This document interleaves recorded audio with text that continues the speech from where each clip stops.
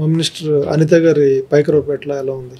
అదే సార్, నియోజకవర్గ availability obviously minister అయిన తర్వాత కాబట్టి ఆ స్పేసు ఇప్పుడు పిఠాపురం కానీ పైకరావుపేటకి కానీ మంగళగిరికి ఒక ఎక్సెప్షన్, ఎందుకంటే అక్కడే ఉంటారు కాబట్టి నియోజకవర్గం యాడ్ అడ్వాంటేజ్ ఉంటుంది. ఇప్పుడు కుప్పం కానీ ఇట్లాంటి వాటికి ఏంటంటే లీడరు అన్అవైలబిలిటీగా ఉన్నప్పుడు అవైలబిలిటీగా ఉన్నటువంటి పర్సన్ రైట్గా అడ్రస్ చేస్తే అడ్వాంటేజ్ అవుతుంది.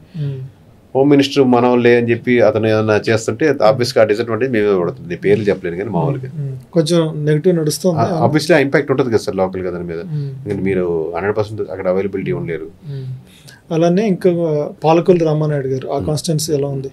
సర్వే చేస్తున్నప్పుడు నెగిటివ్ కనిపిస్తుంది. నిమ్మల రామానాయుడు గారు అదే నిమ్మల రామానాయుడు గురించి కంపేరిటివ్ అన్ని మినిస్టర్స్ కంటే కొంచెం ఆయన మీద పాజిటివ్గా ఉంది. పెద్ద నెగిటివ్ ఏం కనపడట్లేదు కంపేరిటివ్ వేరే మినిస్టర్స్తో పోలిస్తే ఆయన చాలా రెట్లు. అంటే వేరే వాళ్ళతో కంపేర్ చేయకపోయినా ఎలక్షన్ జరిగినప్పటికి ఇప్పటికి ఈ 1 yearలో ఆయన మీద పెద్దగా నెగిటివ్ అనేది నియోజకవర్గంలో ఆ స్పేస్ లేకుండా ఉండదు. జనరల్గా వచ్చేది వేరు, అలా కాకుండా ఉంది. బట్ యాజ్ ఎ మినిస్ట్రీ పర్స్పెక్టివ్లో చెప్పారు.